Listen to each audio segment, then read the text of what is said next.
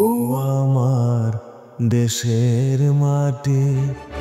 শেখ হাসিনার শাসন আমলে ভিন্নমত বা অপশাসনের বিরুদ্ধে অবস্থান নেওয়ায় মিথ্যা মামলায় গ্রেপ্তার ও বিচার বহির্ভূত হত্যার শিকার হয়েছেন অসংখ্য মানুষ। গ্রেপ্তার ও গুমকৃত ব্যক্তিদের অনেকের বছরের পর বছর বিনা বিচারে আটক রেখে অমানবিক নির্যাতন চালানো হতো। এমনই বিষয় নিয়ে নাস্তা নামে একটি স্বল্পদৈর্ঘ্য চলচ্চিত্র বানিয়েছেন নির্মাতা মাবরুর রশিদ বান্না। শুক্রবার ভালোবাসা দিবসে মুক্তি পাবে চলচ্চিত্রটি। ছোটবেলায় স্কুলে পড়ছি না, যেমন তেমন সাজো, অমন চলতেছে দেশের ভিতরে। সোমবার রাতে চলচ্চিত্রটির ট্রেলার প্রকাশিত হয়। ট্রেলারের শুরুতে দেখা যায় ও আমার দেশের মাটি গান আর নির্যাতিত এক যুবকের মাটিতে ঠেকিয়ে রাখা মাথা। স্বৈরশাসনের বিরুদ্ধে ফেসবুকে পোস্ট করায় সেই যুবককে পুলিশ ধরে নিয়ে যায়। এরপর তার উপর চালায় অমানসিক নির্যাতন। স্যান্ডেলিনা সো, রূপচর্চায় আভিজাত্য। আরশ খানকে দেখা যায় এই প্রতিবাদী যুবকের চরিত্রে, যার দরুন তাকে নির্মম পরিণতি ভোগ করতে হয়। সীমান্তে ফেলানি হত্যা থেকে শুরু করে হারুনের ভাতের হোটেলের প্রতীকী চিত্র এবং শেষে নতুন সূর্যের উদয়ের দৃশ্য উঠে এসেছে ট্রেলারে। আন্ডারগ্রাউন্ড ক্রিয়েটিভ ফ্যাক্টরি ইউসিএফ নামের ইউটিউব চ্যানেলে শুক্রবার চলচ্চিত্রটি মুক্তি পাবে।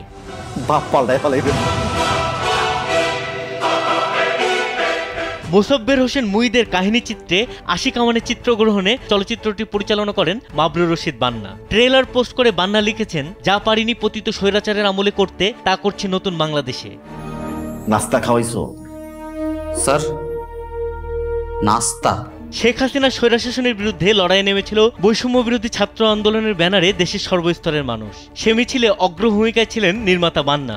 অভ্যুত্থান ও অভ্যুত্থান পরবর্তী সময়ে তাকে একাধারে রাজপথে ও সামাজিক মাধ্যমে সরব থাকতে দেখা যায়। জুলাই অভ্যুত্থান নিয়ে চলচ্চিত্র বানানোর ঘোষণা দিয়েছিলেন আগেই, এবার নিজ প্রযোজনা ও নির্মাণে তা করে দেখিয়ে কথা রাখলেন।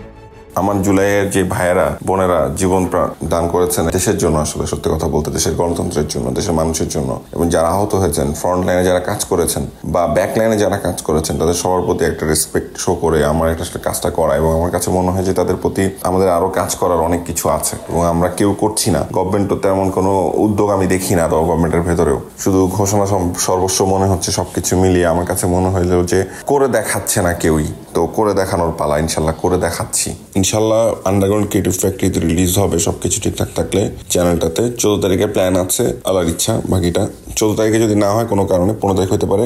কন্টেন্টটার যেহেতু অনলাইনেই শুধু রেসপন্স আসছে 1 মিলিয়নের উপরে, শুধু ভিউজ, মানে it is meanings a lot to me.